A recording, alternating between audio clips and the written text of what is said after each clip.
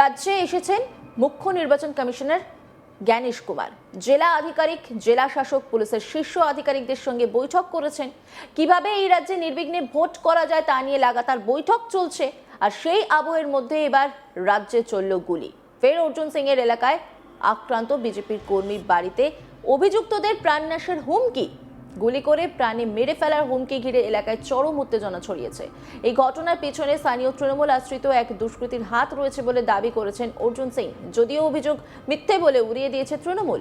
উত্তর 24 পরগনার জগদ্দলে ফের আক্রান্ত বিজেপির কর্মী অমিত শাহের বাড়িতে অভিযুক্তদের প্রাণনাশের হুমকি। গুলি করে প্রাণে মেরে ফেলার হুমকির অভিযোগ শাসক দলের নেতা সুজিত চৌধুরী ওরফে কালুয়ার দলবলের বিরুদ্ধে। জানা গিয়েছে, গতকালের ঘটনায় ভাটপাড়া থানায় পুলিশ কালুয়াকে খুঁজছিল। আর পুলিশের চোখে ধুলো দিয়ে আবার ফের বিজেপির কর্মী অমিত শাহের বাড়িতে গিয়ে তাকে এবং তার পরিবারকে প্রাণনাশের হুমকি দেয় সুজিত। এই ঘটনার পর থেকে বিজেপি নেতার পরিবারের লোকেরা আতঙ্কিত হয়ে পড়ে। এই ঘটনায় বিজেপি নেতা অমিত শাহ কি বলছেন শোনাবো আপনাদের। আমার একটা অসুস্থ বাবা এখন ডাক্তারে নিয়ে গেছে, এখনই ডাক্তার কাছে নিয়ে গেছে। সে আমরা এখন খুব কি বল ভয়তে আছি, কি কখন ওরা কি করবে। এখন সকালবেলা বলে গেছে কি আমি পরে আসছি, তোকে গুলি করে দেবো, দুই ভাইকে গুলি করবে এখানেই। কে বলছে? সুজিত, কি আমি আসছি পরে, যাকে ডাকবি ডেকে নে। আমি তো বললাম কি গুন্ডা মাস্তান না আমরা, যে আমি যাকে পাবো তাকে ডেকে আমি সবাইকে আমার যা আছে সহযোগিতা করার ওনাকে আমি জানাবো। সকালবেলা তার বড়োবাবু এসেছিলো, বড়োবাবুকে জানিয়েছি, উনি বললো ঠিক আছে আমি দেখছি, যাচ্ছি ওকে ধরছি। তবে বিজেপির প্রাক্তন সাংসদ অর্জুন সিং এর অভিযোগ, গতকাল গুলি চালিয়ে মারার চেষ্টা করলো, আজ আবার গুলি চালিয়ে মেরে দিতে বাড়ি এসে হুমকি দিয়ে যাচ্ছে। অর্জুন সিং কি বলছেন শুনবো। এই যে ছেলেটা গিয়ে ওখানে করেছে, অলোক রজরিয়ার সময় যখন অলোক রজরিয়া সিপি ছিল তখন এর এগেনস্টে 111 বিএনএস ধারা,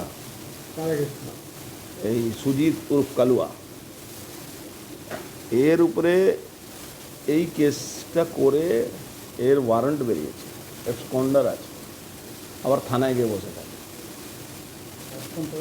এক্সকন্ডার আছে 111, যেখানে মানে প্রায় এই কেসে 1 বছর কোনো বেল হয় না, সেখানে এর 111 বিএনএস ধারার উপরে এক্সকন্ডার আছে, কাগজ কলমে, পুলিশ ধরছে না। এখানে ওই রোয়াচোর জগদলের বিধায়ক একে দিয়ে তোলাবাজি করায়। ওখানে 35 নম্বর ওয়ার্ডে কেউ বাড়ি বানাক, কেউ কিছু করুক, একে পয়সা দিতে হবে। পুরো ওই এলাকা এই যে বড় ভাইয়ের সঙ্গে গণ্ডগোল, বড় ভাইকে তো এরই মারধর করেছে। তো এমন একটা বিষাক্ত জিনিস তৈরি করেছে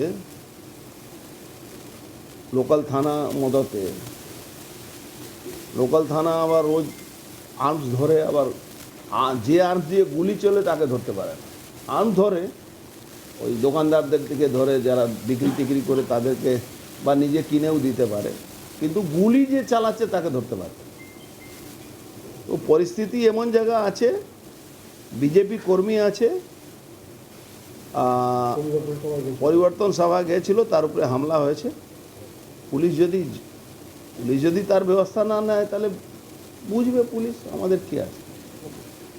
গুলি চালিয়েছে, পুলিশ শুনতে পাচ্ছে না, গুলি করব গিনতে পারবে না এই কথা বলছে পরের দিন এসে, তারপরেও পুলিশ ধরেনি।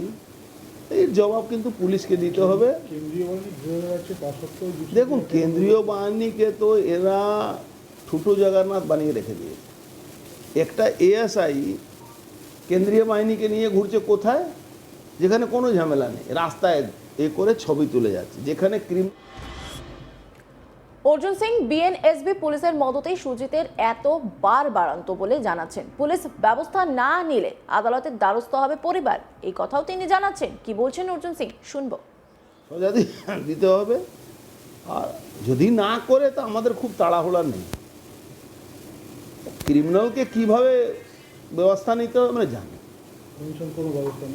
কমিশন ব্যবস্থা কমিশনকে জানিয়েছি, এই কমিশন ব্যবস্থা না থেকে বিজেপিকে চুরি করে বসে আছে নাকি যে আমরা চুপ করে তামাশা দেবো? আমরা ওয়েট করছি 2-3 দিন, দেখি কি করে।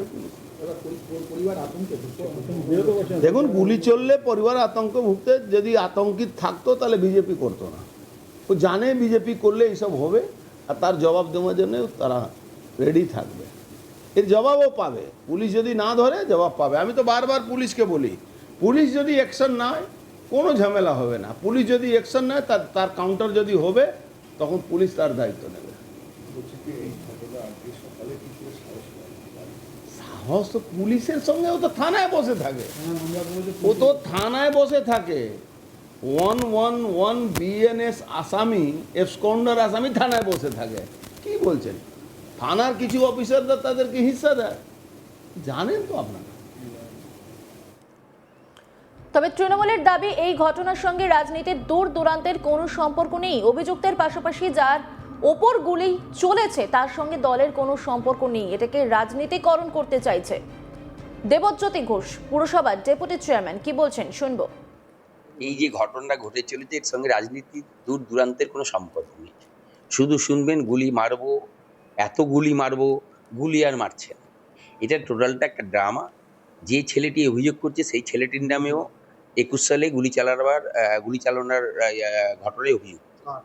যে ছেলেটি আজকের অভিযোগ করছে সেও এই ধরনেরই ছেলে, সেও একজন আসামি।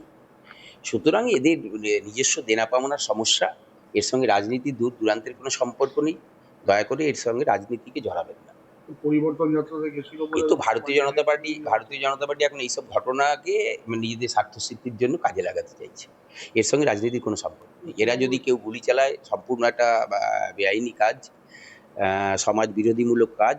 থানায় যাবে, তার অভিযোগ নথিভুক্ত করবে, পরে পুলিশ তদন্ত করে সঠিক পদক্ষেপ নেবে। থানায় অভিযোগ করেছে বলে সকালবেলা বাড়িতে হুমকি দিয়ে গেছে গুলি করে। আমি বলছি এর নামে অভিযোগ আছে, আমি 111 ধারাতে আমি আমি বলছি যে আজকের অভিযোগ করছে তার নামেও এরকম অনেক অভিযোগ আছে। এরা কেউই সমাজের একটা খুব ভালো মানুষ না। বিষয়টা এড়িয়ে যাচ্ছে। কিসের জন্য? দলের আপনাদের দলীয় কর্মী। কে দলীয় কর্মী? কেউই আমাদের দলীয় কর্মী না। যে অভিযুক্ত এবং যার উপর গুলি চলেছে, কেউই তার সঙ্গে কারোর সঙ্গেই আমাদের কোনো দূর দূরান্তে কোনো সম্পর্ক নেই। এটা সম্পূর্ণ হবে এদের একটা আভ্যন্তরীণ ঝামেলা। গিয়ে খোঁজ নিন, দেবেন দেনা পাওনার ব্যাপার। এবারে তো অভিযোগ যে তৃণমূল কংগ্রেসের দোষী। বলছি, এটা পরিবারকে দিয়ে বলাচ্ছে ভারতীয় জনতা পার্টি। এটাকে রাজনীতি করার চেষ্টা করছে। সেই জন্য এর কোনো সত্যতা নেই। এইসব ঘটনা তুলে ওরা এটা রাজনীতিকরণ করতে চাইছে। সত্যতা নেই, তাহলে পুলিশ দৌড়াদৌড়ি করছে কেন? কোথায় পুলিশ? পুলিশ তো বললাম, যে কোনো ঘটনা ঘটলেই পুলিশে, আপনি জানেন এখানে আইন শৃঙ্খলা আছে, রাজধর্ম পালন হয়, আইনের শাসন আছে বাংলায়। সেই জন্য আপনি এখানে যদি নথিভুক্ত করে অভিযোগ, নিশ্চিতভাবেই পুলিশ তদন্ত করে উপযুক্ত ব্যবস্থা নেবে। তাহলে পরিবারের লোকরা দরজা জানলা বন্ধ করে আতঙ্কের দিন কাটাচ্ছে। যে আজকের বলছে তার নামেও 2021 সালে গুলি চালাবার অভিযোগে সে অভিযুক্ত। প্রাক্তন সাংসদ অভিযোগ করেছেন যে এর নামে 111 প্রাক্তন সাংসদের বাইরে না। আর অন্যান্য খবরের আপডেটের জন্য অবশ্যই নজর রাখুন আজ তাক বাংলার ইউটিউব স্ট্রিমিংয়ে। লাইক, কমেন্ট, শেয়ার এবং সাবস্ক্রাইব করতে ভুলবেন না।